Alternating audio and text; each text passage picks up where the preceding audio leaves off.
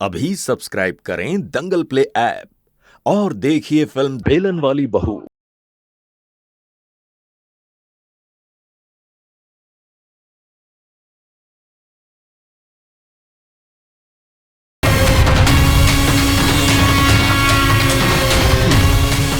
भैया जियते भौजी रोड पे ओए! और सास के रहते जेठानी देवरानी के परिछावन करी। हाँ? तो हिम्मत कैसे भइल रे हमार पतोह के परिछावन करे के?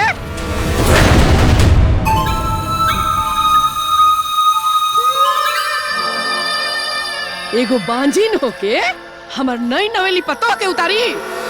हाँ? चल हट यहाँ से, भाग यहाँ से, भाग।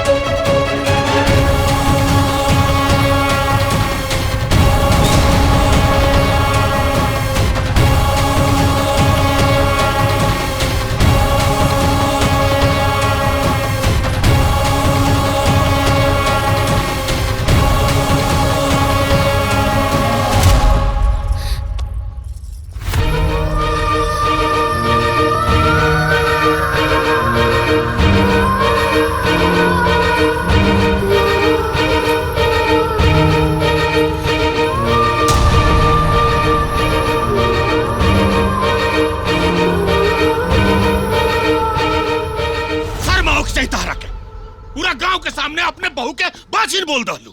ए प्रधान जी, हमार ना राहुल पतोहिया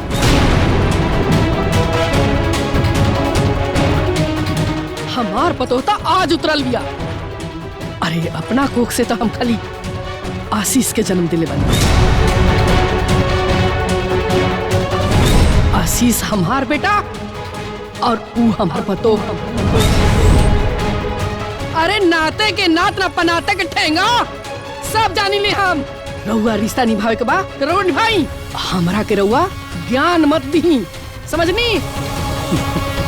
ए माई, का बोलते रे तू? तारा खाती भले ही लोग सौतेला हुई लोग, लेकिन भैया भाभी हमरा खाती सगा से कम नहीं खे। बहुत दिन से देखता नहीं कि यहाँ लोग के प्रति तारा दिल में जो नफरत के बीज बाव धीरे धीरे पेड़ बनल जाता।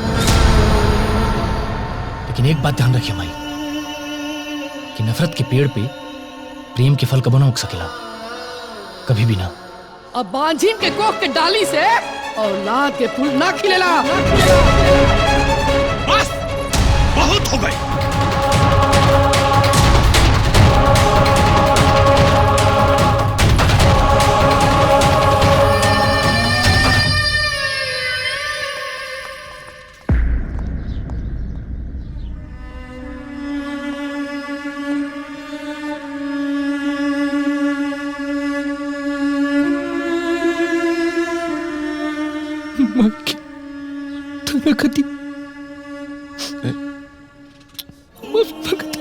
अरे पागल, चुप, पागल हो का?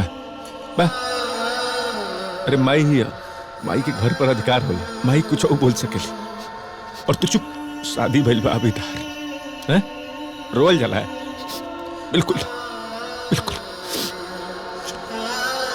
ठीक हो जाए। अभी सब्सक्राइब करें दंगल प्ले ऐप और देखिए फिल्म बेलन वाली बहू।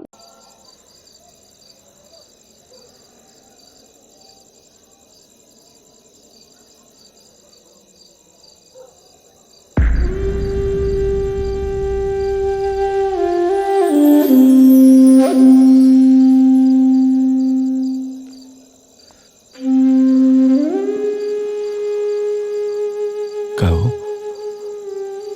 अरे ये आंख में आंसू का है भाई, ठीक नहीं लगा। ए, देखा था गुलाब के फूल के साथ कांटा होला, बाकिर हमार जिंदगी में तो बस कांटा ही कांटा बा। अम्मा जी एकदम ठीक कहनी कि हमार गोड़ शुभ नहीं खे।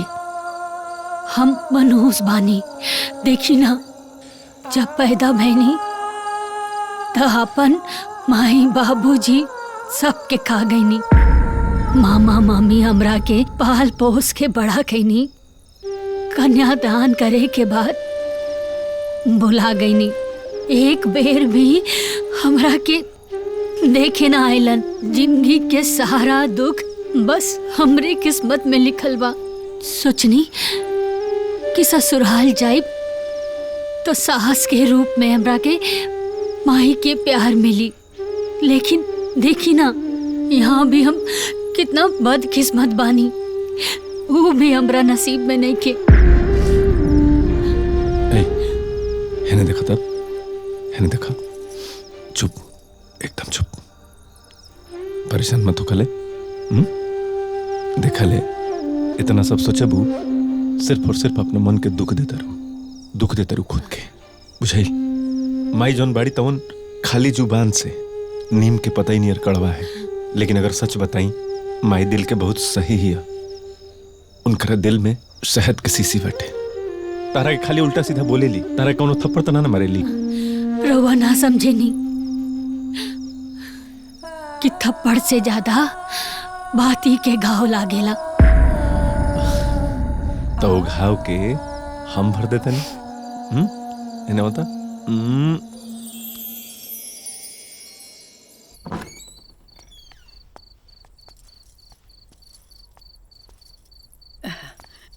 दुल्हीन, सदा सुहागिन रहा दुल्हीन। दूधे नहा उते फला।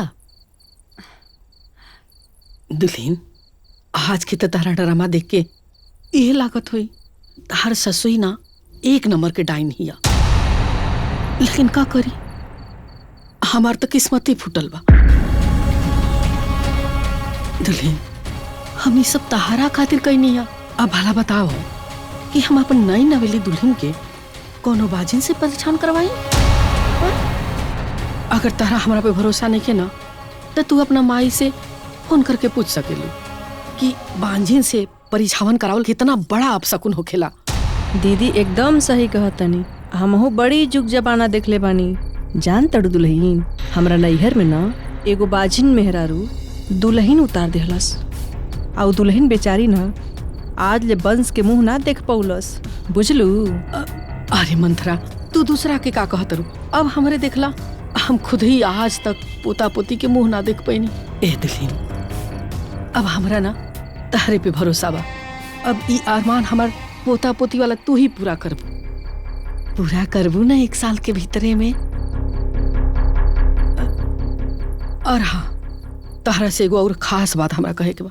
अरे ई सुगंधा बिया ना, एकरा के अपन जेठान मान के एकर हर अड़वल मत कहिया। आ तहरा के कुछ अगर कहलस नु त तू आके सीधे हमरा से कहिया, हम ओकरा के एकदम सीधा कर दे। हम समझ गइलो। अब तू आराम करा, हमनी के चलतन। चला।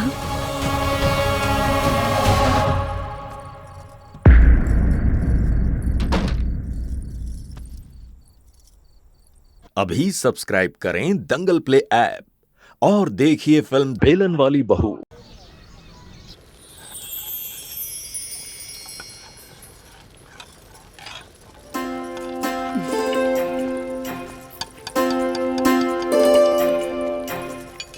छुटकी जी, बड़ा अच्छा करत तारू कि खीर बनावत तारू। आज रसोई के पहला दिन है ना, मीठा बनावल शुभ होला। काल हम ना काम काज में बहुत व्यस्त रहनी, यही से तोहरा के नेग ना दे पौनी। बढ़िया से दुल्हन के चूल्हा पुजाई के रस्म हो गई। अब चला, खीरो बन गई हुई। देखल जाओ। ई जिठानी की तरफ से देवरानी खातिर नेग हा।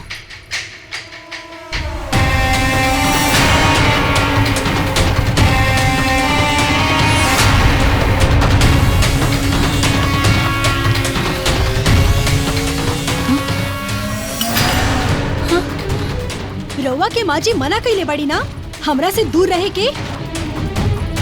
रउआ नेक देवे के बहाने हमरा करीब आवे के कोशिश ना करी।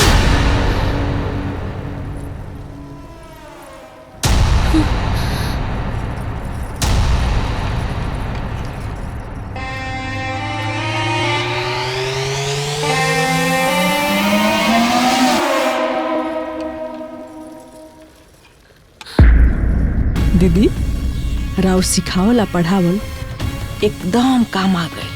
पतो तो एकदम मरचा के झार पोले बनी। मरचा के झार।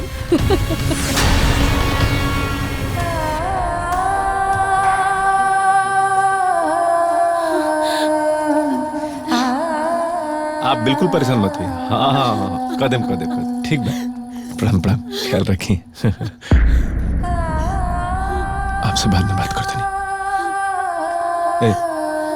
सुगंधा सुगंधा, कहाँ भाई? चुप रहा था, एकदम चुप रहा। क्या बात बा?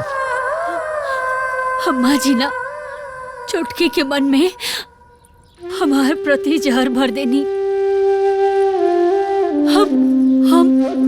हम दही नेक देवे खातिर गइल रहनी, लेकिन वो फेंक देलस।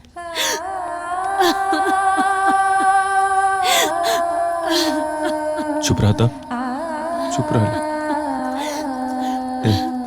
दीदी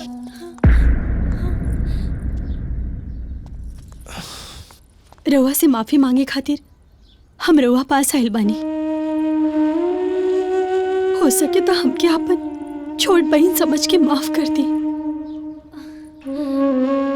केहू के कान भरला से हमने के रिश्ता में कबो जहर ना घोले। चंदन के पेड़ पर सांप लिपटल रहेला, लेकिन चंदन के पेड़ विषैला ना हो जाला। जब रवा हमरा के अंगूठी पहनावत रहनी, तब हम माँ जी के देख ले रहनी। यही से हम रवा के बहुत अनाप शनाप बोल देनी। हो सके तो हमके माफ कर दी दीदी, माफ कर दी।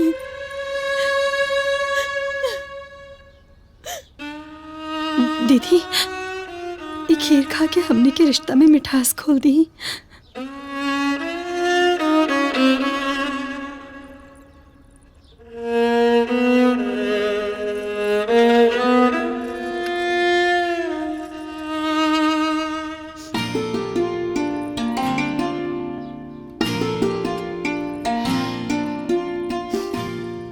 खीर अच्छा बनल बा। देखा अब जौन हो गइल तौन हो गइल, लेकिन आज के बाद हमारा भैया भाभी के बारे में ऐसा कबो मत सोचिया। माने तनी कि हमनी के सगा भाई नहीं खींचा, लेकिन हमार भैया हमरा खातिर सगा से कम नहीं खन। इत हमरा खातिर राम नियन बाड़े, आप भाभी सीता समान। सही में दीदी बिल्कुल सीता नियन है। ए, तू परेशान काहे खातिर होता रहो? ई कुल घर में होत रहेला। भगवान से तो हम रोज प्रार्थना करीला कि हमारा और तहार प्रेम हमेशा बनल रहो। ये अयोध्या नियर घर पर कोनो मंत्रा के नजर न लगे। खैर, ए लाई पहनावा, सुंदर लगी कृपा।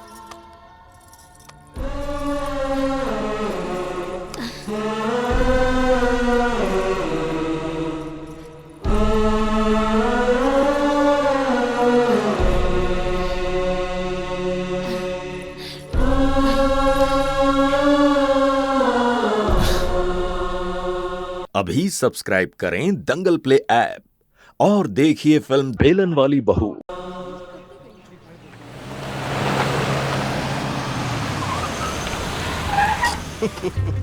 देखा ताड़ू राबड़ी, प्रधान जी गाँव के विकास के पैसा से कैसे आपन विकास करत हमें। गाड़ी, ट्रैक्टर, बुलेट कुल्ले ललन बाजी सरवा।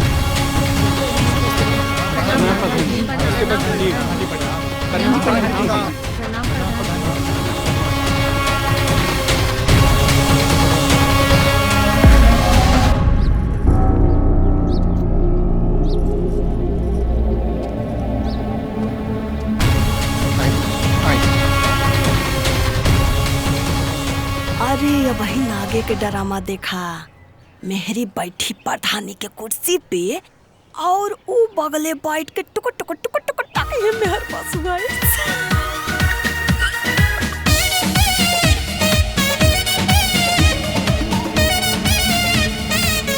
आज के पंचायत शुरू कर जाओ। प्रधान जी। प्रधान जी, अपने गांव मुरारी का लड़का प्रमोद का बिया पलारी गांव के शंभू के लड़की फूलमती से भइल रहे। अब बात छुट्टा छुट्टी का बा, मामला दहेज का बा। मुरारी का कहना ये है शंभू जौन तय भइल दहेज के सामान उतय समय पे ना देना, ऐसा मुरारी का कहना बा। का हो? हाँ चितूर भैया, ये हमरा साथे बहुत बड़ धोखा कैले बाड़े। ई सरासर झूठ बोलत आड़े प्रधान जी। हमार बाबूजी दहेज के एक एक कीमत चुका देले बाड़े, लेकिन ई लोगन के लालच के तिजोरी अब भरत नहीं के। हमार बाबूजी अपन खेत गिरवी रख के हमार ब्याह कैले बाड़े, बाकी ई लोगन के मोटरसाइकिल दिए खातिर वो अपन घर के साइकिल तक बेच देले। अब का बेच के दी दहेज? अब का वो अपन जिंदगी बेच कर दी है दहेज? हमरा हाथ के मेहंदी के रंग तक ना उतरल, बाकी लोग अपन रंग दिखा देले। ना दे सकेला ना तो अपन लेके लेके जा, अपन घरे रखियो। हम अपन बेटा के ना दोसर बियाह करब। ऐसे कैसे दूसर बियाह कर लेबा? हमार बेटी बिगल हिया। तब दहेज दे के जा, ना तो अपन बेटा के करबे करब बियाह। हम ना देब। देवे के पड़ी तोरा के। अरे शांत रहो, शांत रहो, शांत रही।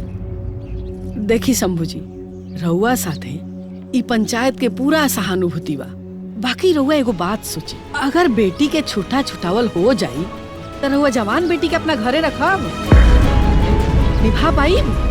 अरे अब मान लियो ओकरा बाद दूसर शादी कर दनी, दूसर शादी के खर्चा, फिर गहना के खर्चा, दान दहेज लेन देन, दुनिया भर के खर्चा, अब बदनामी तो और अलग से।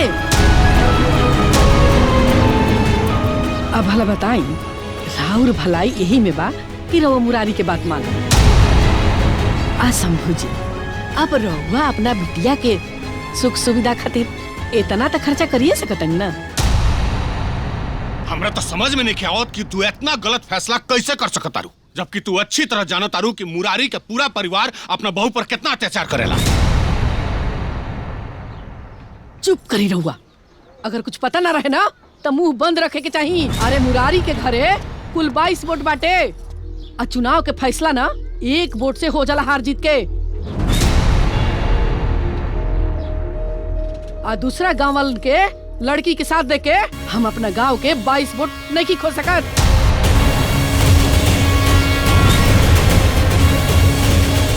हई सफेदी पहनला से राजनीति ना होला।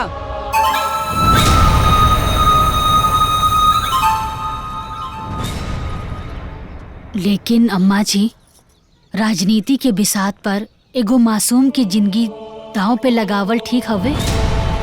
अरे लड़का वालन के ऊपर दहेज उत्पीड़न के केस दर्ज करेला के बजाय रवा तो लड़की वालन के ही दहेज के आग में झोंक देनी।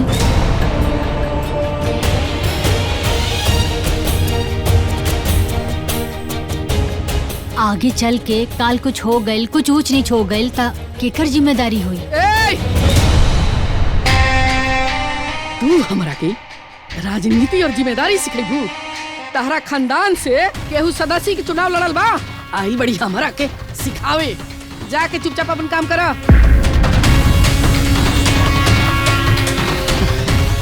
और हमारा काम में ना टांग मत अड़ाइगा, ना तो ठीक ना होई। जाए जैसे।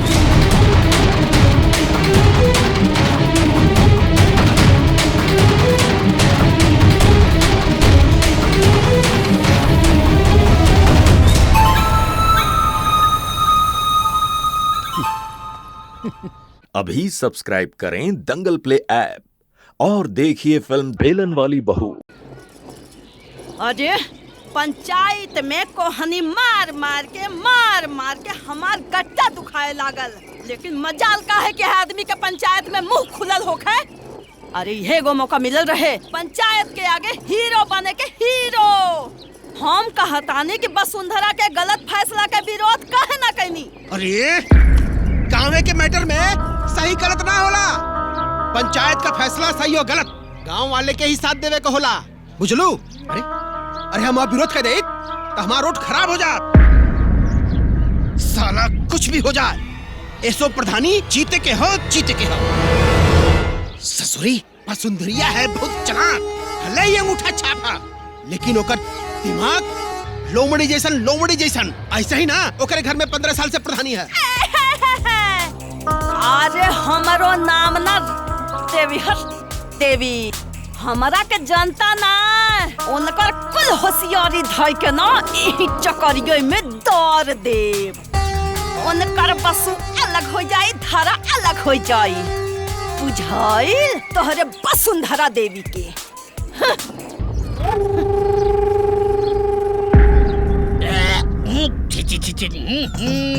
अरे देखा प्रधान, हमरे सामने हमरे दुआरे राम नरेश की जमीन है मुररिया लिखौलस, आपन पूरा इतना बड़ा दुआरा छोड़ के हमरे घर के सामने ही गोबर गाजत हुए।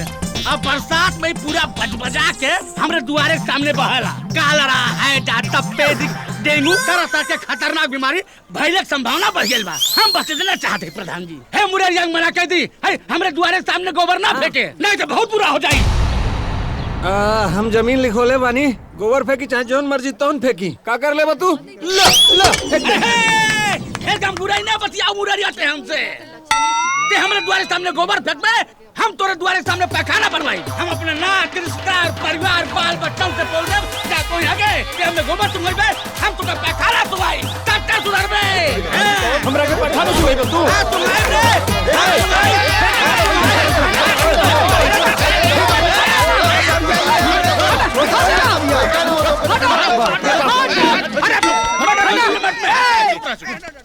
अरे चुप रहा।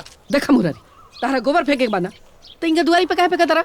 ले जाके गांव के बहरी गढ़ा में फेंक दा। गोबर तो गढ़ा में फेंका जाई, बाकी ये पूरा जौन गांव गढ़ा में बहता ओकर का करबू आए? पूरे गांव में देखा घूम के, सगरो गांव में नाली खड़ंजा सड़क सब गड़बड़ा गइल बा, नाली बजबजाता, सिवाय तुम्हारे घर के सामने वाला छोड़ के। हम पूछल चाहता नी कि मेन रोड से गांव तक का जो मेन रोड बा ऊपर खड़ंजा कब बिछी? 5 साल में 500 बार हम अपने मोटरसाइकिल का पंचर बनवा चुकल बानी। अरे खाली इतने ना, 5 साल से हम अपने नैहरे ना जा पाऊनी रोड के मारे। अब की सोचनी के जाके भाई के राखी बांधाई, आधे रास्ते में बाइक ये पंचर हो गई। उहे कहावत बाना कि नाव गाँव ये तना दम पता ना, नाव प्रधान काम कुछ हो नहीं थे। बोला कब रोड बनी? बोला बोल तू। अरे उनसे का पूछा ताड़ू? असली प्रधान जी से पूछा का है? प्रधान जी कुछ तो बोला। अब हम का बोली, प्रधान जी बानी उनका के फैसला कर दे।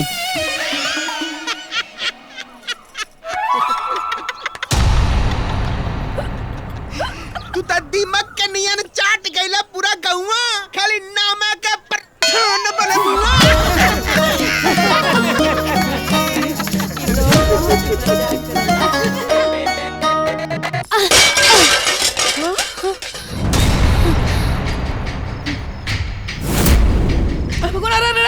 क्या कर रे?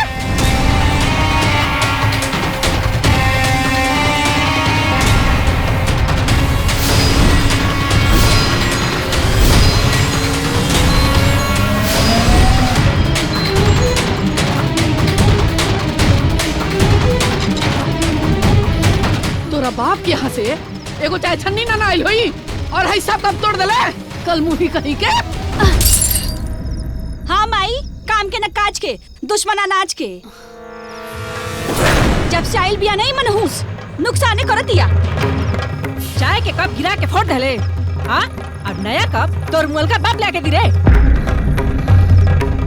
अब कोनो ना थी तही है ना, त लेके दी है स्टील के गिलासे में। मनहूस कहीं के कुल छनी, जब से घर में आइल बिया पूरा मनहूसियत फैलौले बिया।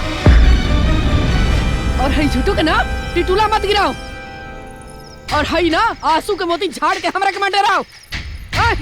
चल चल के सब बर्तन उठाओ, और केहू के भी गड़ गई ना तो एक नतीजा ना छोड़ा। चल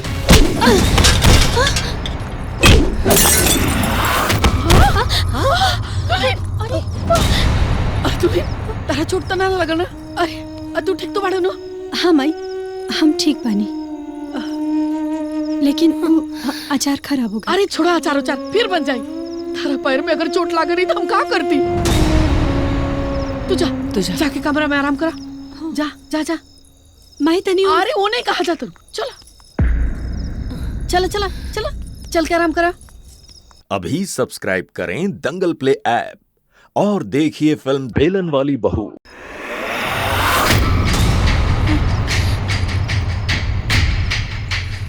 अरे कल मुही, अरे का टुक टुक देने सारे। चल ये बर्तन उठा के ये अचार भी साफ कर दिए। मनहूस कहीं के।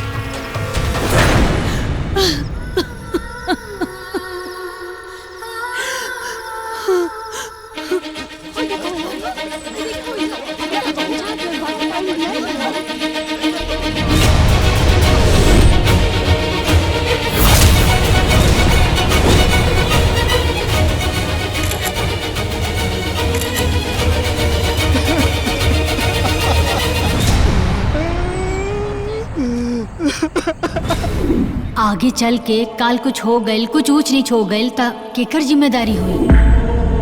प्रधान जी बातें काले रानी की हमारा बेटी के कुछ ना हुई, ओकर सुरक्षा का जिम्मेदारी ले ले रानी ने रहुआ। कहाँ हो गई ली ही नहीं देश का पैसा और दे दी उदानो सन के, और उन लोग से कह दी कि हमारी बेटी दे दे। देखी समूह जी, राहुल बेटी ना खुदकुशी कैले बिया, आत्महत्या है। ई आत्महत्या ना, हत्या हा हत्या। एगो लड़की के अरमान की ई हत्या हा, एगो लड़की की सोच की ई हत्या हा, एगो लड़की के हक और जज्बात की। और ई हत्या कैले बा ई पंचायत। अगर ये पंचायत वो दिन शंभू काका के दहेज के बोझ के तले ना दबले होत, तब मानसिक रूप से प्रताड़ित होके फूलमती कब वो अपने गले में फांसी के फंदा ना डलले होत। और ये फांसी के फंदा तैयार कर ले बाड़े ओकर ससुराल वाले। रोज रोज ओके दहेज के ताना देके ही कदम उठावे पर मजबूर कर देले। इंस्पेक्टर साहब, ई लोगन के ऊपर प्रताड़ना, घरेलू हिंसा और दहेज के केस दर्ज करी, निकाली हथकड़ी और गिरफ्तार करी ई दहेज के लोभियन के। हाँ दरोगा जी, गिरफ्तार करिए लोगन के।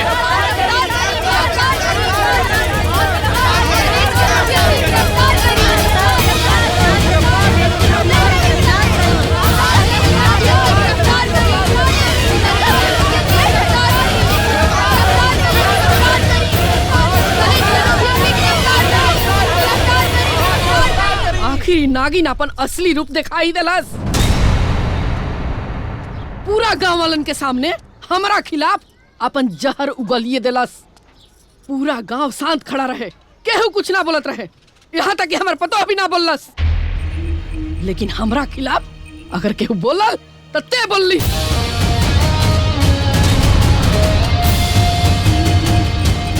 गांव वाला के सामने नेता जब बने का रहे, लागता प्रधानी के चुनाव लड़ी। यही से न कहल जला जी, आपन खून कब्बो आपन रहे और सौतेली सौतेलिए रहे। चुप रहना मामी, हमेशा जहर उगलत रहलू। ए चुप, अभी हम जिंदा बानी बोले खातिर। अरे हमरा तो एकर चेहरा देखे के मन नहीं के करत, घिन बरता एकरा चेहरा से। आज से अभी दोनों अलग रही असन हमनी से। काहे से कि घर में अब बंटवारा होई।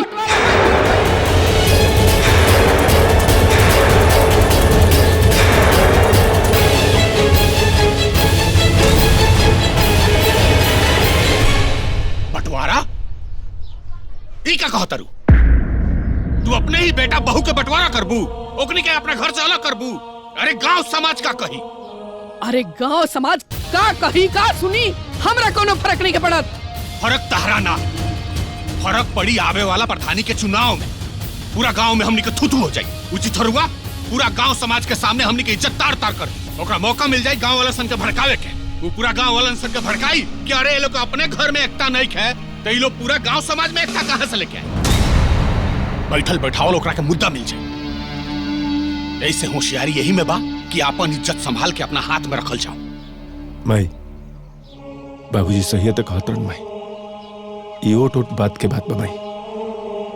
ये घर के बंटवारा मत कर ले। ये घर के बंटवारा अगर हुई तो घर के खुशी चल जी माई।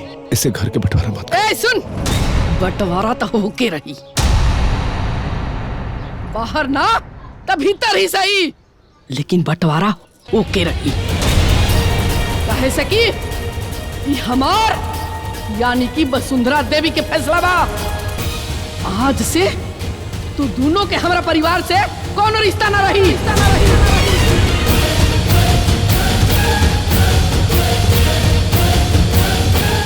तू दोनों परानी के ना रहे खातिर जिए खातिर सामान मिल जाई। अब से घर में एक चूल्हा ना 2 चूल्हा जली।